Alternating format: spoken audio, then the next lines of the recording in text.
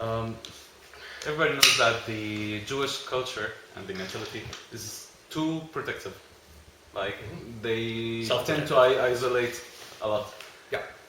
Do you think this is?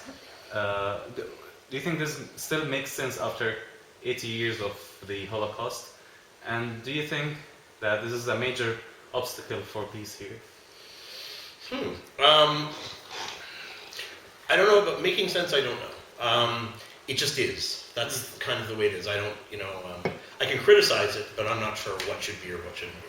Jewish culture, like any, like you see the Samaritans here or other small cultures, tend to be very insular. They tend to only marry amongst themselves. They want to be together for religious reasons, but really it's sort of more psychological reasons. The religion is sort of used, but it's a way to feel like you're a people, you're a group, you're secure. Mostly, and if you're this insular group, and if you're hated by others, that even reinforces, if you're looking at it from a psychological point of view. So, and that's the way Jewish people have been for 3,000 years. It's only been in the last 200 years since there's been, well, at least in Europe, since there's been a secularization in a lot of Jewish communities, but not all, where... Mostly in Europe. Mostly in Europe. Yes, the Mizrahi Jews, the Jews in the Arab countries were different. Yeah. Just different cultures. They were also very insular, but not quite as insular. They didn't like they lived in the same areas, but they lived next to Muslims. Yeah. But they still only married within their own. They have their own ghettos. And they have their own. Yeah. Well, the ghettos were sometimes imposed on them, and sometimes they were self-imposed. Okay. So the question is, so then secular people, Jews become more secularized, but they still want to keep their traditions. And they still want to feel like that, people. It gives you a really great feeling. It's like a security blanket. Like speaking Yiddish? Speaking Yiddish, exactly. So my grandmother, who barely believed in God, sort of at the end of her life, she started to think, well, maybe. But she spoke Yiddish. She spoke Yiddish, yeah, because that was her first language. She pretty much was only around Jewish people. They lived in, this is in Montreal, there's an area called Côte Saint-Luc, which is like 90% Jewish. 90%. We're 90%, you're talking 100,000 people. 100,000 Jews just living in one area of Montreal. And most of them were not religious. Most of them, you couldn't even say they believed very much, and they still live that way. Even though they have their own neighbor. And they have their own neighbor because they feel secure in it. It makes them feel secure. We have been part of the culture, is that because it came from that idea. Even though there is no real danger in Canada against... No, but it's not just about danger. It's about feeling like you're a group. It's about feeling like, feeling that security. Of you have people who back you up. I mean, you could feel that in Arab society, whereas in theory, I mean, I know kind of there's contradictions in that too, where people kind of screw each other over a bit, but there's this idea that, we're similar, we're alike, we look out for each other. Yeah. And that's, so Jews kept up with that, even if they became very secular or atheists, and they still wanted to remain being Jews. Now, of course, it was reinforced by the non-Jews in Europe, who still said, like Hitler, who said, it doesn't matter if you convert to Christianity, you're still a Jew and we're killing you. So it's, of course, reinforced by that. But in a way, you're right, it's very self-imposed. It really is. And I know I do it to myself, and I'm an atheist, but I like my culture. I like my people. I feel comfortable almost sometimes around my people. I also like other people's, but sometimes I feel like, I just want, it's like family. In a mixed neighbor, right? Well, my neighborhood it's next to Jaffa, so there's a lot of Palestinians around. And even though it's mostly Jewish, there's a few Palestinians who live there and a lot of Palestinians who work there. It's also, I would call it a mixed neighborhood in that there's people from Russia and from Yemen and from, Morocco. And so to me that's, interesting. So is it really needed? I don't know if it's needed. I think it's natural that mostly smaller minorities tend to want to be. But they are not minorities in Israel. Not in Israel, that's right. So that's why but I don't know if it's... Okay, let me think about this. So in Israel itself, I mean, it started as, people just kind of came, and it was sort of segregated mostly at the beginning, because Arabs were against Jews coming. So and to this day, still have mostly separate areas. Some are mixed, but mostly separate areas. And on both sides, both kind of want that. Kind of, but, like that. Yeah, I think because they're two very different cultures still. Even for Jews who came from Arab cultures, the Jewish culture of Israel and the Arab Muslim culture in Israel, they're still very different. Yeah. So I think people like to kind of live on their own mostly. You're right. I'm not sure how healthy it is because grew up in a multicultural society, and I value that. I think it's important to be around people who are different than you and have other opinions than you, and that you can relate to them. And people do. I don't want to paint Israel as, if you go through Jaffa or Akko or Haifa, absolutely there are places that are mixed between the Arabs and Jews, for sure. But for the most part, it's not. Do you think it's an obstacle for peace? This kind of mentality? Yeah, a bit. Yeah, sure. I don't know how you can get rid of it though. I mean, it just seems so natural.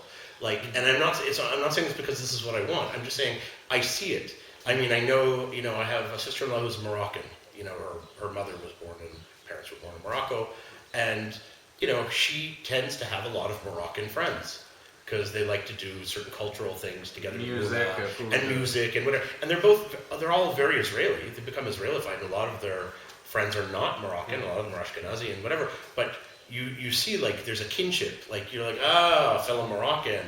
We understand each other because we grew up in similar ways, and we heard the sound of Moroccan Arabic and the foods, the slangs they still use to live. So it's like anyone. I mean, I think it's harder for people, for a lot of Palestinians to relate to because they haven't been minority somewhere else. Whereas someone who's, let's say, an Italian American or a Turk living in Germany. They can kind of relate to that feeling of, you kind of want to be around your own people sometimes. Doesn't mean only, obviously. It's sort of a natural thing that we want to seek out things that are people. Maybe because they feel that, maybe outside Israel, because they feel that they are hated till they.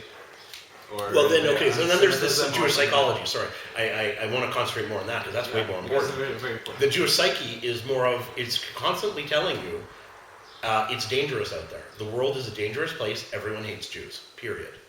Always suspect everyone is going to try to kill you at all times. But this is not true. It's true enough of the times that you believe it. Yeah, that's what I'm talking about. It's something like political more than truth. I don't know if it's political, it's psychological. My mother goes to the supermarket, my mother and sister, who are probably watching this, go to the supermarket and are sure everyone is anti-Semitic. And people have said things. I heard someone speaking German, I'm sure they were talking about the Jews. I'm sure about it. I never encountered anything anti-Jewish in Canada. It was only here. I did meet Palestinians and Muslims, and mostly through the internet. But in terms of, and I'm sure there are people who are anti-Jewish in Canada. I'm sure it exists because there are people who destroy, bomb schools every so often and things like that. It happens. I personally never encountered anything. But I think it's more of a mentality of. It allows you. It gives you a sense of connectivity to other people, and it's easier to think in negative ways than it is in positive ways. So it's I keep explaining. Negative thinking is contagious. I always say. For sure, and it can give you a sense of security. Yeah. It's like the whole issue of victimization, which Jews are. Yes, we're very good at, and so are Palestinians. Yes. But we mix. We mix hero and victim. I know. We're competing. Victimology, victimization. It gives you a sense of empowerment, which is a false sense of empowerment. It's not true power at all. Okay. But it allows you to believe that if everyone feels sorry for you around the world, then somehow you're empowered. It's not true. Power really comes from money and political support. That's about it. But there's this false idea that if I get everyone to feel sorry for me, then somehow I'm going to get what I want. And I think it's something that's psychologically natural to most people, to most groups. Mostly when you have a history of having suffered, it's understandable. But you're right, it's not helpful. Is it helpful in terms of making peace? It's interesting that I don't understand why we don't understand each other more. In a lot of ways, because we both have very similar histories. Zionism did to the Palestinians what the Romans did to the Jews 2,000 years ago.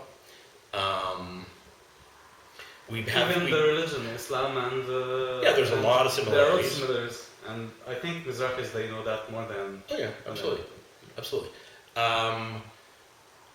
So yeah, there's a lot of how we don't understand each other more. Kind of always amazing. Because there is no or continuity. sympathize. Because there's part who's feeling that they are heroes, and the other part who thinks that they are victims, and they are overprotected. So there's no connection. I think this is a major problem in the peace process. Yeah.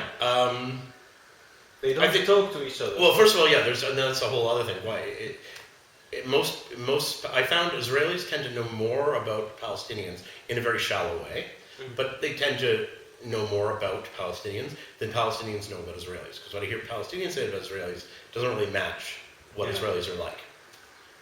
And it's more Palestinians projecting what they are, Arab culture is, assuming the Jews are going to be like that, and it's usually kind of off. But in terms of the histories, the similar histories, the similarities in religions and the similarities in some similarities in cultures, I'm always surprised that we don't sympathize or try to even understand each other more. Yeah, I think there's one of the I can't say whatever. Yeah, say whatever. There's one of the Zionism leaders. He's amazing writer. His name is Israel Zangwell. He's not very famous in Israel, but he said a very correct phrase in that relate to that idea. He said that if we feel sorry for what's gonna happen to the Arab, because we felt that by the anti-Semitism and the Holocaust.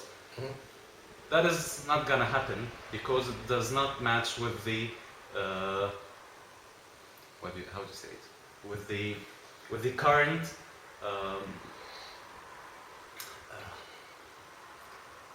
human thoughts. It does not match with the reality. That's what he said. And Wait, I think this is quite. Do you mean sometimes true? You mean in like times of war, if you sympathize too much with your enemy, you can't win. Yeah. Because you're just you're gonna sympathize. That's what he said. Yeah. And I think it's kind of true. It's true. It's related. I'm sure it is. And I'm sure for a lot of because Israelis have more, don't realize it, but they have more power, so they have more room to. Also, Jewish culture is not unlike Arab culture. Allows for much more dissension. It allows for much more saying something. No, you're wrong. Yeah, it allows for it. You can say not totally. ideas. There's still you could be a traitor. You can, of course. I'm not saying it's completely. It's wonderful. But even within that, so if I push an Israeli, usually they'll say, "Yeah, okay, I can relate. I can sympathize to a certain point, but it's really only to a point, and it's not going to go past that because if not, then we lose, and we lose everything."